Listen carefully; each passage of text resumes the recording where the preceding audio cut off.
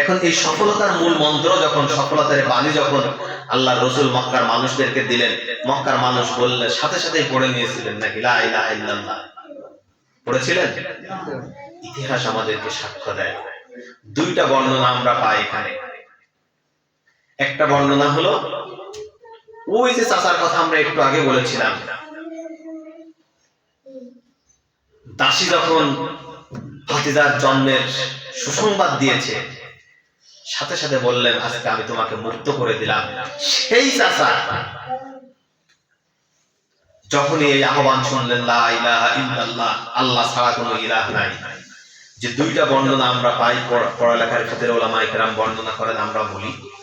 একটা হলো নিচ থেকে একটা পাথরের খণ্ড তুলেছিলেন তিনি, এই আবুল আহাব পাহাড়টা ছুঁড়ে মেরেছিলেন, তাব্বাল্লাকা ইয়া মুহাম্মদ, হে মুহাম্মদ তুমি ধ্বংস হয়ে যাও। আমরা সবাই বলি নাউযুবিল্লাহ। বলে পাথরটা ছুঁড়ে মেরেছিলেন, আল্লাহর রাসূলের চোখের উপরে কপালে এখানে লেগেছিল, ফিনকি দিয়ে রক্ত বেরিয়ে এসেছিল সেখানে। আরেকটা বর্ণনা পাওয়া যায় পাথর ছুঁড়ে মারেননি তিনি, কিন্তু মুখে উচ্চারণ করেছিলেন তাব্বাল্লাকা ইয়া মুহাম্মদ, হে মুহাম্মদ এত সুন্দর সকালে আরামে একটা ঘুম দিচ্ছিলাম, সারা রাত কত বিচার ফয়সালা করেছি, কত কিছু খাওয়া দাওয়া কত কিছু করেছি, রাত্রে ঘুম হয়নি, সকালে একটু আরামে ঘুমাইছি, আর এই ঘুমানোর মুহূর্তে তুমি ইয়া সাবাক বলে আমাদেরকে ডেকে নিয়ে এসে এই কথা তুমি এখন আমাদেরকে শোনাচ্ছাও, তাব্বাল্লাকা তুমি ধ্বংস হয়ে যাও। সম্মানিত হাজিরিন, এই যে প্রকাশ্য দাওয়াত দেওয়ার পর থেকে শুরু হলো,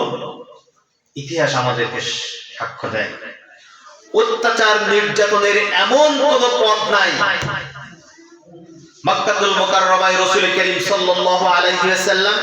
সাহাবায়ে কেরাম রাদিয়াল্লাহু তাআলা আলাইহিম আজমাইন সকলের উপরে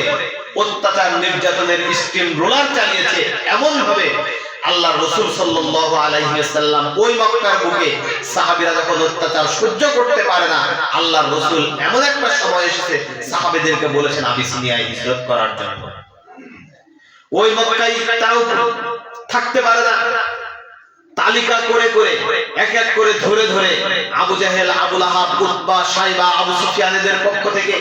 লোক ঠিক করে করে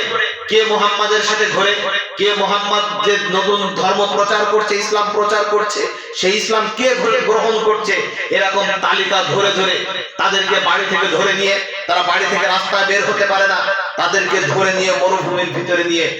চরম নির্যাতন তাদের উপরে করা হয়েছে। হযরতে সুমাইয়া রাদিয়াল্লাহু তাআলা আনহাকে প্রথমে হযরতে আম্মার রাদিয়াল্লাহু তাআলা আনহাকে অত্যাচার করা হচ্ছে। হযরতে আম্মার যখন তাদেরকে অত্যাচার করছে আর তাকে বারবার বলছে তোমার উপরে কথা হলো একটাই, তুমি যে দিনটা গ্রহণ করেছো ওই দিন মুহাম্মাদের দিন ত্যাগ করে আবার আমাদের এখানে ফিরে এসো। হযরতে আম্মার রাদিয়াল্লাহু তাআলা আনহু বারবার যখন বলছেন এটা আমার পক্ষে কোনোভাবেই সম্ভব নয়, তাকে অত্যাচার করা হচ্ছে, মারতে মারতে হযরতে আম্মার অজ্ঞান হয়ে যায়, ইসলাম থেকে তিনি ফেরেন না, জ্ঞান ফিরে আসে, আম্মারের উপরে আবার অত্যাচার করা শুরু হয়। এরপরে মক্কার কাফিররা ঠিক করলো শুধুমাত্র একে দিয়ে নয়, একে অত্যাচার করে নয়, তার বাবা মাও তো এখানে আছে, তাদেরকে দিয়ে বুঝিয়ে দেখা যাক যে এই তাকে এখান থেকে ফিরিয়ে নিয়ে আসা যায় কিনা। হযরত আম্মার রাদিয়াল্লাহু তাআলা আনহুর পিতা হযরত ইয়াসির রাদিয়াল্লাহু তাআলা আনহু এবং মা হযরত সুমাইয়া রাদিয়াল্লাহু তাআলা আনহা দুইজনকে ডেকে নিয়ে আসা হলো। মক্কার মানুষেরা তো জানে না হযরত আম্মার রাদিয়াল্লাহু তাআলা আনহুর বুকের ভিতরে ইসলামের যে আলো জ্বলেছে, এই ইসলামের আলো হযরত আম্মারকেই শুধু আলোকিত করেনি, তার কাছ থেকে এই কালেমার দাওয়াত পেয়ে ইতিমধ্যেই হযরত ইয়াসার এবং হযরত সুমাইয়া রাদিয়াল্লাহু তাআলা আনহা দুজনেই ইসলাম কবুল করেছেন। মক্কার কাফিররা এটা তখনও জানতো না। তারা নিয়ে এসে যখন পিতা, মা এবং বাবাকে সন্তানের সামনে দাঁড় করিয়ে দিয়ে বলল, মক্কার কাফিররা বলল ও ইয়াসির এবং সুমাইয়া তোমাদের সন্তান আম্মার দেখো মার খেয়ে কি অবস্থায় পড়ে আছে, আমরা তাকে হাজার বার বলেছি সে মুহাম্মাদের দিন থেকে ফিরে সেজন্য আমাদের দিনের দিকে আমাদের দিকে ফিরে আসে, তাহলে তার উপরে এই অত্যাচার আমরা আর করব না। মা বাবাও কিছু বলে না, সন্তানের উপরে অত্যাচার হয়। এক পর্যায়ে সন্তান যখন কি বলার জন্য মুখ খুলবে মা এটাও বুঝতে পারে না, কিন্তু সে যখন মুখ খুলতে চায় আর তার মুখ দিয়ে বারবার ওই আহাত শব্দ বের হয়, অত্যাচার দেখে দেখে হযরত সুমাইয়া রাদিয়াল্লাহু তাআলা আনহা এক পর্যায়ে বললেন, বাবা তুমি সন্তান, তুমি মার খাচ্ছ, কিন্তু তোমার জন্য আমি মা, আমার পক্ষ থেকে উপদেশ হলো এটা, নসিহত হলো এইটা, ইসলামের যে আলোর জন্য, ইসলামের যে উৎকর্ষতার জন্য আজ তুমি আম্মার এখানে মার খাচ্ছ, তোমার কাছ থেকেই এই ইসলামের আলো আমরাও গ্রহণ করেছি। অতএব বয়সে তুমি আমাদের থেকে ছোট হলেও ইসলাম গ্রহণের দিক থেকে, মুমিনের দিক থেকে তুমি আমাদের দেখতে যোজন যোজন এগিয়ে আসো। অতএব আমি সুমাইয়া তোমার মা হয়ে তোমার উদ্দেশ্যে এই কথা দায়িত্বহীন কণ্ঠে বলি, ও আম্মার, আজকে এখানে যাদের হাতে তুমি মার খাচ্ছ, এদের হাতে মার খেতে খেতে তোমার জীবন চলে যায়, যা ইসলামের এই আলো থেকে এক চুল পরিমাণ আম্মার তুমি পিছু হলো না। ইতিহাস আমাদের সামনে সাক্ষ্য দেয়, হযরত সুমাইয়া রাদিয়াল্লাহু তাআলা আনহা যখন আম্মারকে উদ্দেশ্য করে এভাবে বলেছিলেন, আবু জেহেল তার পাশে দাঁড়িয়ে থাকা একজন ব্যক্তির হাত থেকে খঞ্জর মতো, তীর মতো একটা অস্ত্র ছিল, সেইটা নিয়ে এমন ভাবে সুমাইয়া রাদিয়াল্লাহু তাআলা আনহার দিকে চেলে মেরেছিল, তার লজ্জাস্থানের একটু উপরে তলপেটে ওই খঞ্জরটা এমন ভাবে বিঁধে গিয়েছিল, খঞ্জরের এই একটা আঘাতেই হযরত সুমাইয়া রাদিয়াল্লাহু তাআলা আনহা ইসলাম কবুল করে দুনিয়া থেকে বিদায় নিয়েছিলেন। ঠিক এমনি ভাবে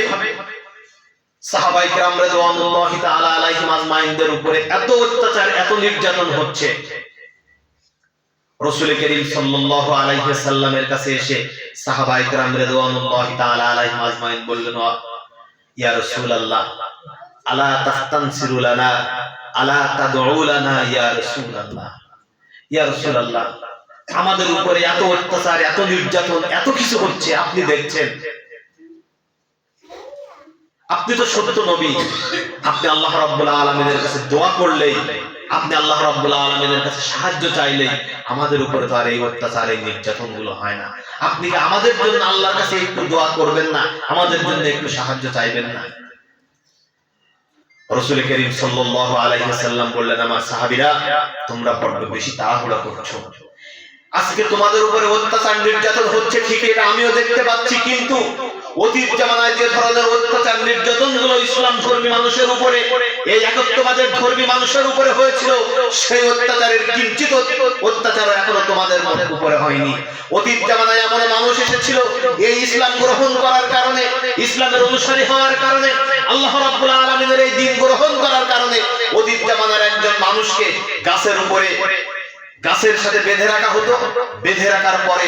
এই ব্যক্তিকে একটা লোহার চিরুনি নিয়ে আসা হতো, এই লোহার চিরুনি দিয়ে একজন গাছের গায়ে বাঁধা ব্যক্তি, সেই ব্যক্তির শরীরের চামড়াগুলো, মাংসগুলো এই লোহার চিরুনি দিয়ে আশ্রিয়ে আশ্রিয়ে তার শরীর থেকে নামিয়ে নিয়ে আসা হতো। ও আমার সাহাবীরা, অতীত জামানায় এমন একটা সময় ছিল, যে সময় একজন মানুষকে কোমর পর্যন্ত মাটির নিচে গেড়ে ফেলা হতো, একটা লোহার করাত নিয়ে এসে একজন ব্যক্তির দুই পাশে দুইজন দাঁড়িয়ে মাথার উপরে করাত ধরে ওই ব্যক্তিকে দ্বিখণ্ডিত করে দুই পাশে ফেলে দেওয়া হতো। এত অত্যাচার, এত নির্যাতন